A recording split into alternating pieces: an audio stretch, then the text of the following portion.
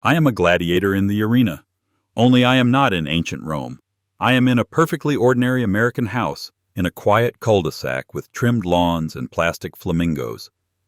There is no sand under my feet, only hardwood polished with the same wax my late ex-wife used to buy in bulk. And I am not fighting lions and tigers. I am fighting my own daughter. Across the living room, Melissa stands with her arms folded, jaw tight, eyes burning. Behind her, the 12-foot Christmas tree she insisted on last year glows with cold white LEDs. My grandson's video game is paused on the television, frozen mid-explosion. The air between us is hot and stale, though the thermostat says 72. "And you still think you deserve anything?" she says. "After what you did to Mom? After all those years?" My name is Daniel Harris. I am 69 years old. I have 2 grandchildren, a leaky left knee, and a heart that has held on through 2 mild heart attacks and 1 spectacular divorce. My ex-wife, Laura, died 3 weeks ago and left behind $93 million. That is what my daughter and I are fighting over. Not just money, not just her fortune. We are fighting over what is left of her memory and over what is left of me. "Melissa," I say quietly, "sit down. We can talk about this." She laughs, short and sharp. "You still do not get it, do you? There is nothing to talk about. The will is clear. You get nothing. Nothing. Mom told me herself years ago. She said she was done rewarding your selfishness." Selfishness. I think of 30 years of double shifts at the plant so she could go to private school. Of the nights Laura and I skipped dinner so Melissa could attend dance camps and cheerleading trips. I think of the time I let Laura walk out instead of fighting because she said she needed space and freedom. And I believed that love meant letting her go. The word selfish tastes like rust in my mouth. "Your mother and I made some changes after the divorce," I say. "You do not know." "What I know," she cuts in, "is that Mom rebuilt her life from nothing. She made that software company. She sold it for almost $100 million, and you were nowhere in the picture. You did not support her, Dad. You dragged her down. And now you want to share?" I look at my daughter and I do not recognize her. Her hair is pulled back in a severe knot. The little girl who used to sleep with purple braids has been replaced by a woman in a charcoal dress and heels that never seem to come off. There is a hardness in her face that was never there before. I have seen her be gentle with her children, but now even that softness seems like a memory I invented. "Mom wanted everything to go to me and the kids," she continues. "That is what she always told me." "What she told you at 18, I say, is not necessarily what she signed at 58. That hits something. A flicker of doubt passes over her features and vanishes. "You are delusional," she says. "Laura made sure you were taken care of. That is your house, your pension. That is enough. The rest is mine. You cannot come crawling back now that there is real money on the table." Real money. I open my mouth to answer, but a new sound cuts through the room. A sharp, impatient knock at the front door. For a moment I think it is the neighbors. The walls are thin, and Melissa has been shouting for the past 10 minutes. Maybe Mrs. Cartwright finally decided she has heard enough family drama for one evening. I cross the room. My left knee complains, the way it always does when the weather changes. I put my hand on the doorknob and take a breath. When I open the door, there is no angry neighbor. There is a man in a dark suit with a leather folder tucked under one arm and a stack of papers in his hands. There is rain on his shoulders and something like boredom in his eyes, the way people look when they have delivered the same bad news so many times that it no longer belongs to them. "Daniel Harris?" he asks. "Yes." He holds out the top document. "Good evening, sir. You have been served. Please listen carefully. By order of the probate court, you are stripped of your inheritance rights under the estate of Laura Kane. You are losing this house as well, as it is now under claim due to pending civil actions. You must vacate within 48 hours. Additionally, there is a criminal case filed against you for tax evasion and fraud, which will require your appearance at the dates indicated." My hearing has been going for years, but I hear every word with knife-edge clarity. Stripped. Losing this house. Criminal case. For a moment, I simply stare at him.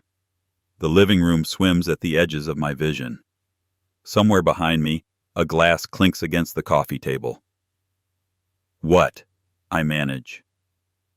The man's gaze flicks past me into the house, just long enough to register Melissa standing with her arms crossed and a small, contained smile on her lips. Then he looks back at me. "My condolences on your ex-wife," he says in a tone that suggests no condolences at all. "You have 48 hours. I recommend you contact an attorney." He presses the documents into my hand. The pages are thick, official, bearing the weight of seals and stamps. I feel each one like an extra pound added to my chest. I turn back into the house, slow as if moving underwater. Melissa has walked closer. She glances over the top page and her smile widens into something triumphant. "Well," she says, "that was fast." "You knew," I whisper. "Of course I knew," she replies. "I told you, Dad. I would find a way to get everything." Her eyes are bright, excited. There is no trace of guilt, no hint of doubt, only victory. My grandson's photo smiles at me from the mantelpiece, his gap-toothed 8-year-old grin frozen above 2 candles that smell like vanilla in expensive stores. He is upstairs now, I realize distantly, on his tablet, probably with his headphones in. My granddaughter is at a friend's house. They have no idea that their mother has just pushed their grandfather out of his home. "How could you do this?" I ask quietly. "To me?" She shrugs. "You did it to yourself. You could have been honest with Mom, but you always had your secrets. The offshore accounts, the missing years. She told me everything. The judge will see it too. This is just the beginning." "That paper says tax evasion," I say. "I have never—" "Save it," she snaps. "You will tell your sob stories to the court. Maybe they will believe you. I do not." She turns away, already done with me. That is how I lose everything. 30 years of work. The house Laura and I bought when we still believed forever meant something. The little garden in the back where she planted herbs and I buried my first dog. The dining room table where we celebrated Melissa's graduations and mourned our marriage. All of it reduced to a stack of papers in my trembling hands and a 48-hour deadline. That night I pack a suitcase. Not much. Clothes. A razor. The cigar box with Laura's letters. The thumb drive with the digitized tapes we had ordered together 6 months before, when she was still alive and we were talking again, cautiously, like people who know where each other's sore spots are and have finally learned not to poke them. By midnight I am in a cheap motel off the interstate, the kind where the lights buzz and the carpet has no pattern because patterns show stains. The room smells like bleach and old smoke. The bedspread is too rough. The heater clicks on and off with a tired sigh. I sit on the edge of the bed with a plastic cup of whiskey that tastes like varnish, and I stare at the wall. There is a question that will not leave my mind. How did I raise a daughter like this? I do not sleep. I doze in jagged fragments, waking to the red glow of the digital clock, to the rumble of trucks outside, to the sound of my own breath wheezing in my chest. Around midnight, my phone buzzes. At first I think it is some automated alert, another email from the court system, or a banking notification confirming that yet another account has been frozen. But when I pick up the phone and squint at the screen, I see a subject line that punches through the haze in my brain. "Your family tapes are ready. Link to digital copies inside." It is from the small company Laura insisted we use, a boutique digitization service run out of Portland, specializing in legacy archival work. She had done the research, forwarded me the brochure months ago. "We are not getting any younger, Dan," she had said on the phone, her voice surprisingly soft. "Those VHS tapes are going to rot in your attic if we do not do something. I want the kids to have them. The grandkids, too. We had mailed them 26 tapes. Birthdays, vacations, random afternoons when I had thought to pull out the camera. The email contains a link. My motel's Wi-Fi wheezes, but it connects. The video window opens and a familiar image fills the screen. Laura in the kitchen, 20 years younger, flour on her nose, laughing as Melissa, 8 years old, cracks an egg into a bowl. The camera is shaking slightly. I remember trying to keep it steady with one hand while the other one wiped up spilled milk. For a long time I do nothing but watch. The whiskey warms my stomach. The past washes over me in grainy colors. Melissa as a toddler, running through sprinklers.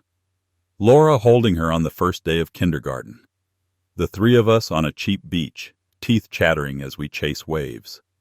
I laugh once, quietly, when the camera catches me tripping over a sandcastle. I cry once, when Laura turns and looks directly into the lens and says, "Hey, future us, if you are watching this, we did something right, or terribly wrong." I do not know how long I sit there. The videos blur together. At some point, an image appears that is so ordinary that I almost skip it. It is a shot of Laura sitting at a long wooden table in a small office. She is wearing a navy blazer. Her hair is pulled back. There is a stack of papers in front of her and a stern woman in glasses on the other side of the table. The camera angle is low, almost accidental, as if I had set it on my lap without thinking. I remember that day now. The little office downtown, the smell of coffee and toner. Laura had asked me to come with her when she signed the paperwork for her new company. "I want proof," she had said, half joking, "in case I ever forget where I came from." On the video, Laura signs one document after another. The camera zooms slightly as I lean forward. For a moment her hand moves away and the top page is fully visible. I freeze the frame, zoom in. The letters sharpen. Not Kane. Kahn. Laura Isabel Kahn. My breath catches. The motel room pulls into sharp focus around me. Of course. My ex-wife's maiden name was Kahn. When we married, she took my last name. After the divorce, she said she wanted to reclaim herself, and she went back to Kahn in all her legal and corporate documents. But in daily life, among friends and in social settings, she still used Kane. It was easier to pronounce, less likely to be misspelled. On social media, on Christmas cards, to the kids' school, she was still Laura Kane, the successful tech entrepreneur. Only on the official papers, the ones that mattered in courtrooms and banks, did she exist as Laura Kahn. Most people never saw those papers. Most people did not know the difference.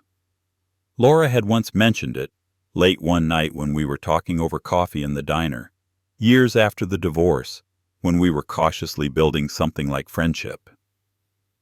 "You know, the only person who still remembers which name is really mine is you," she had said, smiling sadly. "Sometimes I think that is the only reason I keep you around." I stare at the frozen frame on my phone, the neat letters of her signature, the printed name below, Laura I. Kahn. I pick up the stack of documents on the bed beside me, the ones the process server handed me. In the motel's yellow light, the ink looks dull and unfriendly. In bold, at the top of the petition that strips me of my inheritance rights, it reads, "Estate of Laura Isabel Kane." Not Kahn. I begin to laugh. At first it is a dry, humorless sound. Then it grows, pushing its way out of me with a force that bends me forward. My daughter has forged a case against me. She and her lover, the lawyer, have fabricated tax records, twisted old numbers, created the illusion of hidden accounts. They have drawn up petitions and complaints to make me look like a criminal and an opportunist. They have done all of that and based it on a name that, in the eyes of the law, never belonged to my ex-wife. They have used the wrong last name, the tax records they claim she shared with them, the joint statements showing my supposed offshore accounts, all in the name of Laura Kane. The petition to disinherit me and seize my house, filed on behalf of the estate of Laura Kane. On paper, I realize, with a sudden lightness in my chest, they have invented a dead woman. And the only two people who know it for certain are both in this motel room. One on the frozen screen, signing her name with a deliberate flick of the pen. The other sitting on a sagging bed, clutching a plastic cup of whiskey and a folder of lies. I stop laughing. The heater clicks off. The room falls silent except for the buzz of the neon vacancy sign outside. My hands steady. The grief that has been crushing me for 3 weeks shifts to the side just enough to make space for something else. Not fury, not yet, clarity. They tried to bury me with paper. Now I know where to dig. I sleep for 2 hours. When I wake, my back aches, my neck is stiff, and my mind is clearer than it has been since Laura's funeral. In the morning, I start making calls. First, to the county clerk's office. I confirm what I already know. Every official property deed, every company filing connected to Laura's businesses, every tax form on file lists her as Laura Isabel Kahn. Nothing under Kane. Then I call the bank, the one that handled Laura's account since she sold her company. The manager, a man who has known me for 20 years, tells me the same thing in a wary voice. All our documentation is under Kahn, Mr. Harris. Why do you ask? No reason, I say. Just an old habit of getting names right. He laughs weakly, but I can tell he is uneasy. Then I call the small law firm Laura used for her wills and trusts. The woman who answers is polite but guarded. I cannot disclose details over the phone, Mr. Harris, but I can tell you this. Every testamentary document we drafted for Mrs. Kahn is under that name. If something else has surfaced under Kane, it did not come from us. Thank you, I say. That is all I needed to hear. By noon, I have a list of names, dates, and document numbers scribbled on the motel notepad. The evidence is not yet in my hands, but I know where it lives. I also know something else. If I go straight to the authorities with this now, Melissa will be arrested. Her lover, Thomas Reed, will almost certainly lose his license, maybe his freedom. There will be handcuffs, headlines, and a permanent stain on my grandchildren's lives. Do they deserve that? My phone buzzes again. A text from an unknown number. It is a photo. Melissa at some restaurant I do not recognize. A cocktail in hand. Thomas beside her in a tailored suit. They are both laughing.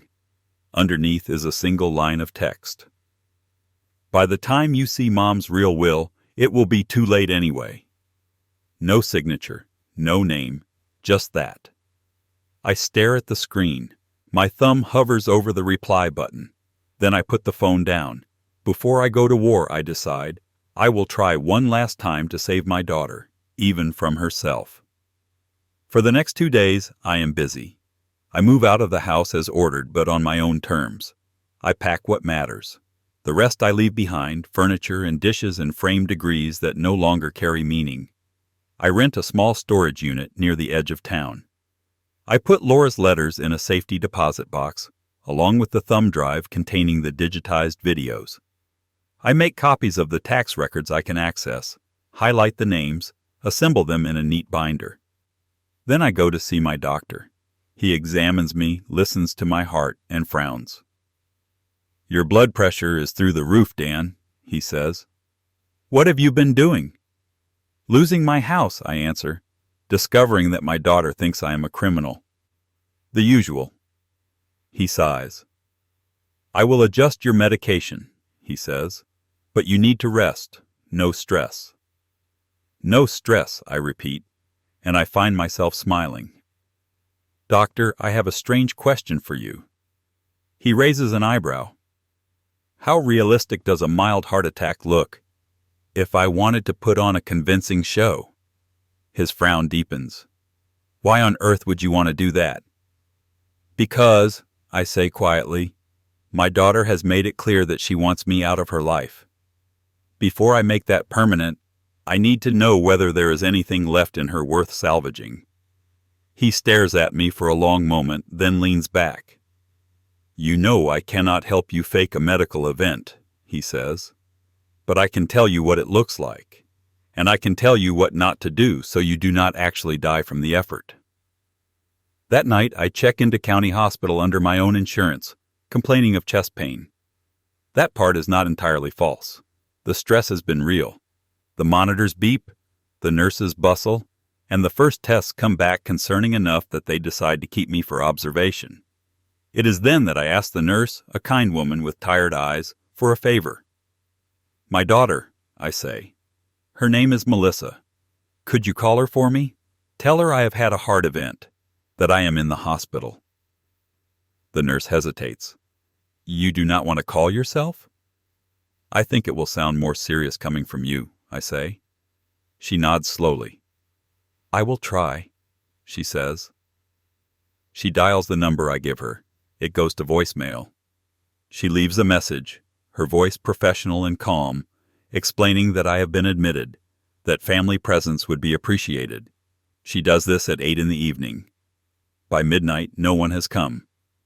In the morning, another nurse tries again. "Sometimes they do not realize how serious it is," she tells me, looking uncomfortable. At noon, my grandson sends me a text. "Mom says you are being dramatic again. Hope you feel better." No visit, no call, no message from Melissa herself, no flowers, no concern. Just that single line, written by a 10-year-old boy who has been taught how to dismiss his grandfather's pain as theater. At 4 in the afternoon, the cardiologist comes in with a chart. "Well, Mr. Harris," he says, "the good news is, you did not have a heart attack. There is some strain, but nothing we cannot manage with medication. We will discharge you tomorrow." "Thank you, doctor," I say. When he leaves, I look at my phone one more time. Still nothing from Melissa. That is the last straw. Whatever part of me has been hoping that this is a phase, that greed and grief have twisted my daughter temporarily, and that she can still find her way back, dies quietly in that hospital bed. What remains is something harder, not hatred. I do not think I will ever hate my daughter. I remember too many nights holding her when she was small, too many mornings braiding her hair. What remains is resolve. If she wants a war, I will give her one. But I will choose the battlefield. The next day I sign my discharge papers and take a cab not back to the motel, but to a law office across town. Not the firm Laura used, not the small place Melissa's lover haunts. A different one. Bigger. Older. One I used decades ago, back when my father died and I had to sort out his modest estate. The receptionist recognizes my name and offers me coffee. I decline. My stomach is already crawling. An hour later, I am sitting across from a man with silver hair and a reputation for taking on cases other attorneys would rather avoid. "My daughter and her boyfriend are trying to put me in prison," I say by way of introduction, "and they are not as smart as they think." He listens without interrupting as I explain what has happened. The process server, the forged tax records, the wrong name on the documents, the video of Laura signing with Khan, the phone calls to the clerk, the bank, the original firm. When I finish, he steeples his fingers. "You understand," he says slowly, "that if what you are saying is true, this is not just a matter of inheritance. This is fraud, conspiracy to commit fraud, perjury, if they have sworn any of this under oath, potentially obstruction of justice." "I understand," I say. "What I do not understand is why my daughter decided that all of that was preferable to simply accepting what her mother left her." "And what did her mother leave her?" he asks. I shake my head. "I do not know," I say. "I have been told there is a will, but I have not seen the latest version. Last I saw years ago, Laura had split things between Melissa, myself, and a charitable foundation. But that was before she sold the company, before the $93 million. He smiles faintly. "Ah," he says, "there is your missing piece. Tell me, Mr. Harris, has anyone actually read this will aloud in your presence?" "No." "Then may I make a suggestion?" "Please." Let us make sure that happens. The second hook comes 3 weeks later. By then, the wheels have begun to turn. My new attorney, Mr. Lang, has quietly filed motions to challenge the documents Melissa's lawyer submitted. He has requested original records from the county, subpoenaed files from the bank, and arranged a meeting with the district attorney's office. We have not yet confronted Melissa or Thomas directly. There is no point in warning them that the ground under their feet is hollow. In the meantime, the date for the official reading of Laura's will approaches. It will be held in the office of her longtime lawyer, a woman named Evelyn Morse, on the 15th of the month. The invite is formal, printed on heavy paper, with my name and Melissa's listed as interested parties, along with a charitable foundation and a few distant cousins I barely remember. 3 days before the reading, I receive a phone call. "Mr. Harris?" a male voice says. "This is Special Agent Reynolds with the Internal Revenue Service, Criminal Investigation Division." My heart stutters. They have moved faster than I thought. "Yes," I say carefully. "We have received certain documents alleging tax irregularities stretching back several years," he continues. "Given your age and health, we thought it best to reach out before initiating any field actions. Are you able to come into our office tomorrow at 10? "Documents from whom?" I ask. "I am not at liberty to say," he replies. "But they appear to originate from your ex-wife, shortly before her death, and from an attorney representing your daughter." I close my eyes for a moment. "Melissa, you really did not think this through." "Agent Reynolds," I say, "I appreciate the courtesy. Before we schedule that meeting, I need to tell you something." I tell him about the names. I tell him about Con and Kane, about the video, about the calls. I give him the numbers of the files Lang has already pulled, the docket number of the petition that lists a woman who does not legally exist. I can hear him typing. Then I hear him swear softly under his breath. "I see," he says. "That is interesting. Mr. Harris, would you be willing to bring the video with you tomorrow? And your attorney?" "Of course." "Good. Do not speak to your daughter or her attorney about this call. It is important that we verify independently. 10 o'clock? 10 o'clock. When I hang up, my hands are shaking again. Not with fear, with anticipation. The next morning, Lang and I sit in a small conference room at the IRS field office, while Agent Reynolds and a second agent review the documents on a large screen.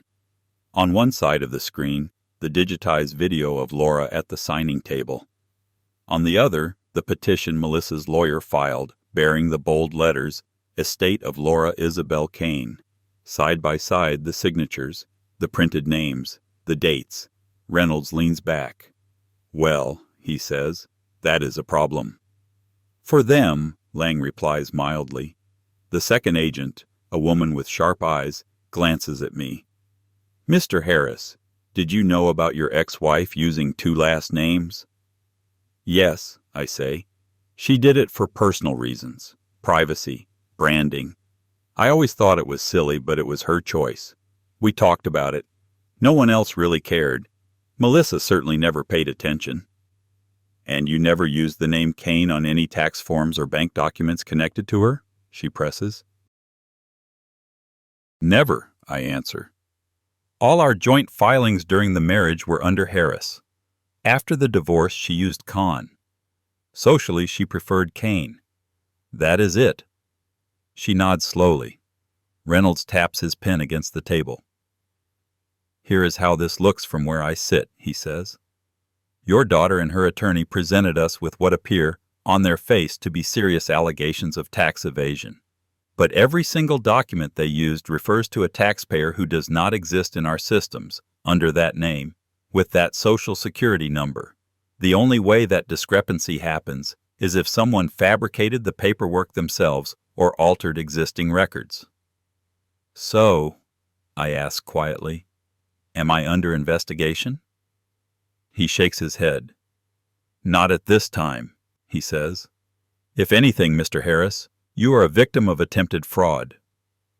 The room feels suddenly lighter. "Thank you," I say. He holds up a hand.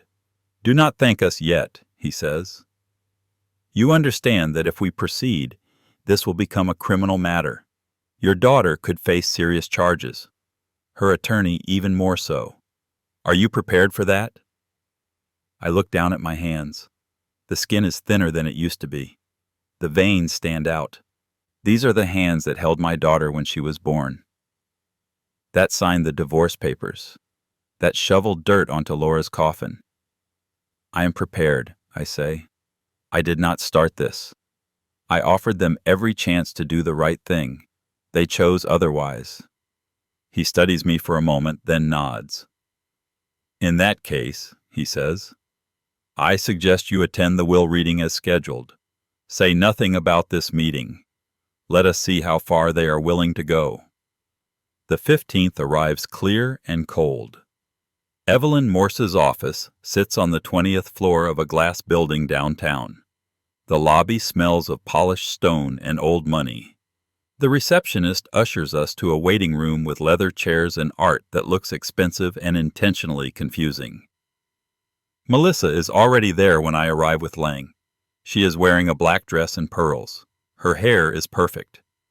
Thomas is beside her in a dark suit, all sharp lines and smooth smiles. My grandchildren sit on the couch, swinging their legs. Jake, 10, glances up at me, uncertain. Lily, 7, gives me a small wave before Melissa puts a hand on her shoulder. "Do not overwhelm Grandpa," she murmurs. Her tone is sweet. Her eyes, when they meet mine, are not. "Dad," she says, "you look better than I expected after your episode." "Modern medicine is a miracle," I reply. Thomas rises and extends a hand. "Mr. Harris?" he says. "Thomas Reed. We spoke briefly the other night." "We did not speak," I say. "You bragged. I listened." His smile tightens. Before he can answer, another door opens. "Thank you all for coming," says a woman with short gray hair and a calm, precise voice. "I am Evelyn Morse. I represented Ms. Khan for many years. If you will follow me, we can begin." We move into a conference room.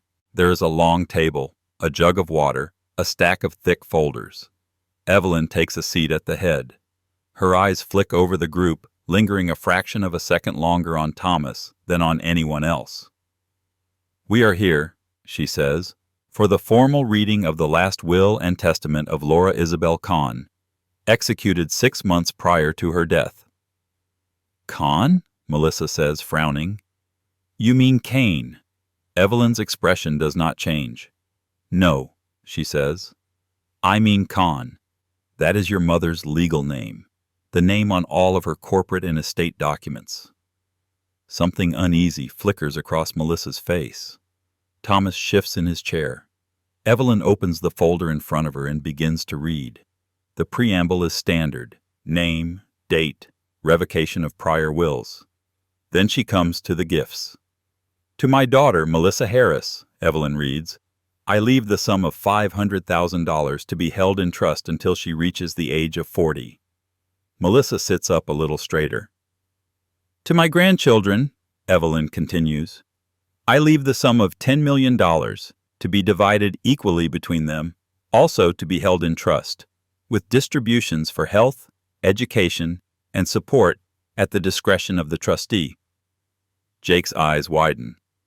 Lily is too young to understand, but she squeezes her brother's hand. "To my former husband, Daniel Harris," Evelyn reads, and I feel Melissa's gaze burning into the side of my face.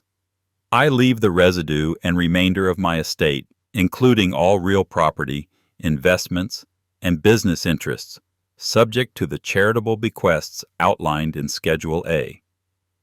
The room goes very still. Residue and remainder. That is lawyer language for everything that is left. $93 million minus the 10.5. "For clarity," Evelyn says, looking up, "based on current valuations, after taxes and charitable disbursements, This means that Mr. Harris will inherit approximately $79 million. The grandchildren's trust will receive 10.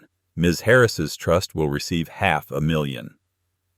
Melissa's chair scrapes back. What? She says. That cannot be right. Mom told me. There is one more relevant provision, Evelyn says, her voice steady. A no contest clause. It states that if any beneficiary directly or through counsel challenges the validity of this will or brings any action to contest Mr. Harris's share of the estate, that beneficiary's gift shall be revoked and added to Mr. Harris's residue share. She turns a page. Specifically, it reads, if my daughter, Melissa Harris, attempts to dispute or diminish the gifts made herein to my former husband, Daniel Harris, she shall receive nothing from my estate, and any sums designated for her shall pass to him instead. Melissa's face drains of color. That is insane, she whispers. Mom would never. She drafted this language herself, Evelyn says quietly. She was concerned about potential conflicts. She wanted to make sure Dan was protected. Thomas finds his voice. This cannot stand, he says. We have alternate testamentary documents from Ms. Kane that... He stops. Too late. Evelyn's eyes sharpen. From Ms. Who? She asks. Kane, he says. Laura Kane. Her legal name is Kahn, Evelyn says. We have been through this. Any will or testamentary document under a different name would be highly suspect. Lang clears his throat. If counsel is suggesting, he says lazily, that his clients have been circulating forged estate documents under a fictitious name, I would advise him to stop. There are representatives from the district attorney's office and the IRS who would be very interested in such a statement. Thomas turns to him. And who are you? He snaps. Mark Lang, he replies. Mr. Harris's attorney. The door opens again. Two people walk in. A man and a woman. Suits, badges. Apologies for the interruption, says Agent Reynolds. Please, carry on. Melissa's head jerks between them, between me, between Evelyn. What is going on? She demands. Evelyn closes the will. I think, she says, we had better address that. She looks at me. Mr. Harris, would you like to explain? I shake my head. I think Agent Reynolds is better suited, I say. Reynolds steps forward, his expression neutral. Ms. Harris, he says. Mr. Reed, my name is Special Agent Reynolds, IRS Criminal Investigation. This is Assistant District Attorney Patel. We have been reviewing certain documents your attorney submitted regarding alleged tax crimes by Mr. Harris. That is a private matter, Thomas says quickly. You have no right. We obtained a warrant, Patel replies. Sit down, Mr. Reed. There is a tone in her voice that does not invite argument. He sits. Reynolds places a thin folder on the table and opens it. These are the documents in question, he says. Petitions, affidavits, tax schedules, all bearing the name Laura Isabel Kane, all purporting to be statements by your late mother, Ms. Harris, alleging long-term tax evasion by your father. He looks up. The problem is that no such taxpayer exists, he says. Your mother never filed under that name. She was a con in our systems. Every legitimate record we have uses that name. These documents are, therefore, falsified. Melissa swallows. I did not falsify anything, she says. Thomas. She cuts herself off, too late. Reynolds nods slowly. I see, he says. Mr. Reed, as an attorney, you know the penalties for submitting fabricated documents to a federal agency. Thomas's face is now the color of old paper. There must be some mistake, he says weakly. My client gave me... Enough, Patel says. Mr. Reed, Ms. Harris, you are not under arrest at this moment, but you are the subjects of an active criminal investigation. I strongly advise you to stop talking until you have your own counsel. She emphasizes the word own. Evelyn closes the will with a soft thump. From the estate's perspective, she says, the picture is clear. Laura's last valid will leaves the majority of her fortune to Mr. Harris, with significant provision for the grandchildren. There is a modest gift for Ms. Harris, which may or may not survive her attempts to contest the will. She looks at Melissa, her gaze not unkind but unyielding. I knew your mother for 20 years, she says. She did not make decisions lightly. She told me more than once that she trusted your father with this responsibility more than she trusted you, not because she did not love you, but because she feared exactly this kind of behavior. Melissa's lips tremble. That is a lie, she whispers. You are all lying. Lang speaks for the first time since we entered. Melissa, he says softly, the documents you and Mr. Reed filed are already unraveling. The best thing you can do now is cooperate, accept what your mother left you, and hope the prosecutors are in a generous mood. She turns on me instead. This is your fault, she hisses. You did this. You turned Mom against me. You set me up. I meet her eyes. You did this, I say. My voice is calm, tired. You and Thomas. I tried to talk to you. I tried to mend things. I waited for you in the hospital. You never came. Her face twists. You faked that, she says. You always fake everything. It is then that I know there is nothing more I can say. There is a point at which the truth is a wall someone has chosen to walk into with their eyes closed. It does no good to keep shouting that it is there. Reynolds clears his throat. For now, he says, we will leave you to your estate matters. Ms. Harris, Mr. Reed, we will be in touch with dates for formal interviews. They leave. The room feels larger without them. Evelyn looks at me. Mr. Harris, she says, there is one more small detail I should mention. Your ex-wife anticipated that there might be tension around this. At her request, I drafted a letter to be read to you privately, after the will. She slides a sealed envelope across the table. The handwriting on the front is unmistakable. Dan. My throat tightens. Would you like some time alone? She asks. I nod. Lang places a hand on my shoulder as he leaves with the others. Melissa remains seated for a moment, then stands abruptly, knocking her chair back. This is not over, she says. She gathers her things and stalks out, children trailing behind her like small confused satellites. The door closes. I am alone. My hands tremble as I open the envelope. The letter is short. Dan, if you are reading this, it means I am gone and Evelyn has finally earned her fee. I know you did not expect this. That is partly why I did it this way. You were always too ready to give up what was yours if someone pushed hard enough. Melissa is our daughter. I love her. I always will. But you and I both know she has a streak in her that worries me. You noticed it before I did. I defended her for years. I am not blind anymore. You stood by me when I had nothing. You believed in my silly idea for a software company. You took out loans.